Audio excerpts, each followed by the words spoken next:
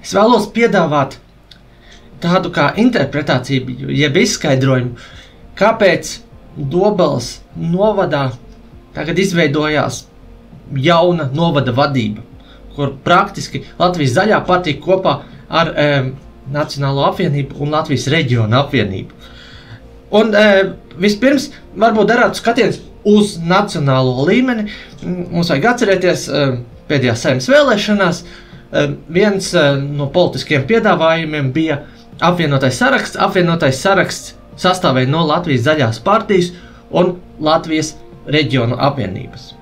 Tātad šie divi politiskie spēki kopā uzstājās, skaidri demonstrē, ka viņi vēlas sadarboties, ka viņi grib sadarboties, un arī bija kādu laiciņu valdībā, kamēr vēl Kariņa otrais kabinets bija pie varas grožiem. Pašvaldības vēlēšanās Dobeles novadā šogad Latvijas Zaļā partija nebija kopā Latvijas reģiona apvienību, bet gan ar Nacionālo apvienību. Un ar Nacionālo apvienību apvienotais saraksts jau sastrādājās arī iepriekš Kariņa otrajā valdībā. Tātad, kaut kādas, vismaz idejiski no nacionālā līmeņa skatoties, barjeras tur nav, gluži otrādi. Visi tie politiskie spēki kopā saiet tīri labi. Grūti pateikt, kāpēc Nacionālā apvienība izlēmā sadarboties ar Latvijas reģiona apvienību. Man ir bišķiņ garām pagājis tāds detalizēts skaidrojums no viņa puses, kāpēc viņi izlēma šajās vēlēšanās sadarboties, bet katrā ziņā tas saiet diezgan labi kopā ar to Nacionālās apvienības ilgadējo attieksmi, esot pirms 21. gada Dobeles novadā pašvaldības domē tieši opozīcijā, jo viņi tur gulēja, viņu politiskais darbs iezīmējās caur tādu izteiktu vienaldzību pret korupciju. Viņi ļāva Spridzānam nebremzējot zakt. Pirms vēlēšanām bišķiņ kaut ko viņi tur pukojās, bet tie tādi ziediņi, neko nopietni viņi tur nedarīja. Un, Spridzānam, manuprāt, tieši par Nacionālo apvienību un vienotību tieši Dobeles novadā ir izveidojies diezgan tāds foršs, patīkams iespējas. Ja? Te ir kaut kā tādi opozīcijas politiķi, kuri, viņi baigi neko nedara. Viņi tur vienkārši sēž kaut ko gulšņā, ar kaut kādu aktīvismu, enerģiju viņi neizceļas, un viņi ļaus hēmot, viņi ļaus zakt. Arī valsts līmenī Nacionāla apvienība un ZZS ļoti ilgus gadus ir visādās koalīcijās kopā bijuši. Forši viņiem sagāja, zagas hemoja pa labi, pa kreisi, visādas schēmas bīdīja. Tas ir zakšanas korupcijas jomā liels partners. Un, tiešām izrādās, ka te Spridzāna individuālā ietekme ir bijusi varbūt mazliet lielāka nekā man sākotnēji likās, ja? Jo, viņš tiešām sadumpojās, ja, ka viņš nevar tik daudz zakt, tagad zem Gorska. Jā, viņš pat nav pa vietnieku iecelts, viņam jāsēž kaut kur tur ratos ir. Viņš netiek pie tiem sulīgajiem treknajiem iepirkumiem, kur viņš ar miljonus kačāt uz saviem melniem kontiem. Viņam tur kaut kādas mazās kapeciņas atripo, viņam ir jāsēž kaut kādās garlaicīgās komitejās, komisijās. Nav sulīgi, nav trekni vienkārši tā ņemties. Tas ir no silas diezgan attālināts, kā lai saka, pozīcijas izvietojums, ja. Tas ilas, viņš, protams, vēl ar vienu bija zem Gorska, bet tā kaut kur tālajā galā, kur netiek vairs tie treknie kumosi viņam, tas viņam nepatika, viņš sadumpojās, un viņš mēģināja kaut kā ieriept tai Latvijas zemnieku savienībai, un vienkārši viņus apiet. Šeit, protams, ir jādod arī jautājums, kā Vitauds Paškausks uz to visu skatītos.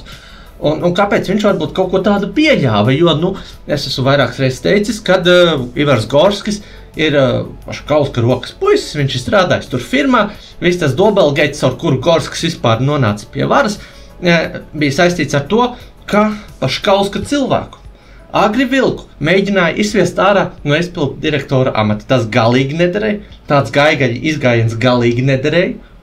Viņa ietekmi tas mazinātu, viņš to negribēja. Un tāpēc tika veidots tāds Dobelgeita izgājiens, kur faktiski tika atrasts ciema muļķis Māris Feldmans, viņam tika iedota tur kaut kāda melnā nauda. Tad viņš tur bolīja acis, tad viņš teica, ne, viņš nebūs vairs pie gaigaļa koalīcija, ies pie ZZS, tad viņš kaut kā pārdomāja, atkal ne, un tur viss aizgāja vienkārši pa tādu klasisko korupcijas tumsas taku. Bet, ZZS jau palielam patika, jo viņi varēja schēmot, un Paškauskim arī patika, jo viņa intereses tika aizstargāts. Kādas ir Paškauska centrālās intereses? Kāpēc viņam vajag vispār Dobeles politikā iejaukties? Es jums pastāstīšu. Pirmkārt, viņam ir ļoti centrāla interese, lai visi privatizācijas, mahinācijas noziegumi, visas viltības, kā privatizācijas certifikāti ir tikuši viltoti, nozakti, izkrāpti, lai tas viss paliktu slepenībā, lai viņa visas mafiozās aktivitātes no 90. netiek lustrētas, bet gan, lai ir cilvēki pie šprices, kuri izteiktu vienaldzību pret šo visu, lai tur viss ir klusi un gludi, jā. Un, tas faktiski viņam ar ZZS ilgus gadus labi izdevās, jā. Bet tagad šajā variantā, man liekas, viņam abi varianti derēja. Jo, diez vai tagad Spridzāns sāks pret viņu kaut ko darīt. Netaču. Tik ilgus gadus ir sadarbojušies, tur jau ir personīga pazīšanās. Šīs intereses viņam, kā lai saka, netika aizskarts. Jo, ja tur sāp visu to publicēt atklāt, tad tas viņam varētu beigties ar cietumsodu. Ja? Un Paškauskim, protams, negribas iet cietumā. Ja, viņš zaga, lai viņš cietumētu. Viņš zaga, lai viņš varētu uzdzīvot. Tā. Un otra interese ir kačāt šitos subsīdiju fondu naudiņas. Lauksaimniecībā Latvijā tiek ieguldīts diezgan lielas naudas, ja? Un Paškauskim tur, protams, ir forša ņemt, jau ir sazaktas daudz visādas zemniecības zemes, tur var visādus maksājumus dabūt, un vēl labāk ir savi cilvēki tajās ministrijās, ja? Un, zemkopības ministrijā Latvijā, protams, tur viss tas štats ir ļoti, ļoti ZZS dominēts, jo Latvijas zemnieku savienība, ja, kura bija ilgus gadus daļa no ZZS, diezgan bieži ir kontrolējusi šo ministriju. Un tur tie ir viņa cilvēki, tur roku mazgā. Kā lai saka, Paškauskim ir ērtāk visādos veidos izshēmot visādus fondu naudiņas, ja viņš pats, kā lai saka, koriģē savus mājas darbus. Ja? Protams, kaut kādus mājas darbus vai eksāmenus ir daudz vieglāk nolikt, ja pats var viņus labot pēc tam. Un, tur, man liekas, ir tādā virzienā. Bet viņš saprata, kad tagad šitie viņam klāt neskarsies. Viņi tagad nav valdībā, ja? Bet tur var sarunāt, tur arī vienam iedot naudu, ir otram, tur problēmas lielas nav. Un tas arī nav nekur akmenī rakstīts, ka Latvijas zaļā partija kaut kādā brīdī atkal nesiesies kopā ar Latvijas zemnieku savienību. Lietas var izmainīties, un viņi var atkal sadraudzēties, un viss var būt forši. Viss var atkal notikt. Tā kā, Paškauskim abi varianti derēja, viņš dabūja savu. Viss notika, viņa intereses tikušas aizstāvētas. Viņam nav jāstrauc, viņa biznesa modelis, krāpnieciskais, negodīgais var tālāk attīstīties, ja? Visas privatizācijas netkrietnības tiek paturētas milzīgā noslēpumā, un uzdzīve var tālāk sist augstu vilni. Attiecībā uz virzību uz priekšu, es nedomāju, ka baigi kaut kas mainīsies. Es tādas baigi lielās izmaiņas zem Gorska nejūtu. Viņš zaga tāpat kā Spridzāns, saka tu Dievs. Viņš tajā ZZS bija pirms tam ilgus gadus, es tagad pa Auces novadu. Un tur notiekošo līdz 21. gadam zinu diezgan maz. Bet, ņemot vērā to, ka Latvijas Zemnieku savienība un ZZS arī kopumā ilgus gadus bija tāda ļoti krimināli noziedzīga, mafioza organizācija.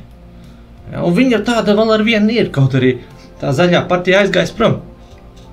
Man pilnīgi pamats uzskatīt, ka Auces pusē tāpat zaga, tāpat hemo, jo tas kungs, tas visforšākais cilvēks, ja, tā kā musulmaņiem pravietis Muhameds vai tā kā kristiešiem Jēzus Kristus, ZZS tomēr ir, Aivars Lembergs.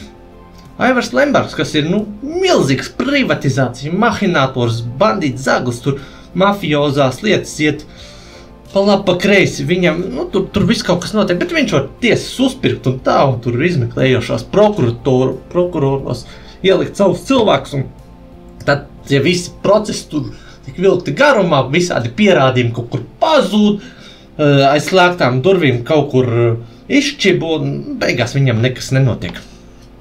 Tā kā tas, viņam, kā lai netraucē viņam tas, ka viņš zog, viņš Ventspilī tur arī stabili ņemās, cik man zināms.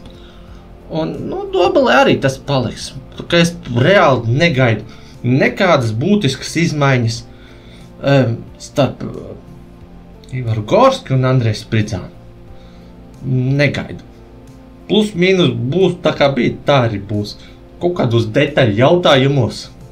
Varbūt jā, bet pa lielam tā centrālā ideja ir visādi schēmot, zakt, manipulēt, visādas, kā lai saka, nekrietnības īstenot. Un tur jau viņi vienā komandā spēlē, vienā komandā idejiski. Vienkārši, Spridzanim gribas vairāk saraut sev, Gorskim gribas vairāk saraut sev, bet, pret darba attieksmi, pret darba ideju viņiem abiem jau, kā lai saka, pretenzijas, kā tādas nav. Lūk, tāds ir tas mans viedoklis, tā mana interpretācija par jauni izveidoto Dobeles novada vadību. Dobeles novada pašvaldības domes sastāvu un de facto koalīciju. Jūs domājat, ka jūs kaut kādu koalīcijas līgumu redzēsiet, kur kaut kādu pat aptuveni kaut kas ieskicēts, ko viņi grib darīt, tad es domāju, ka nav jēga cerēt, visdrīzāk neko neredzēsiet.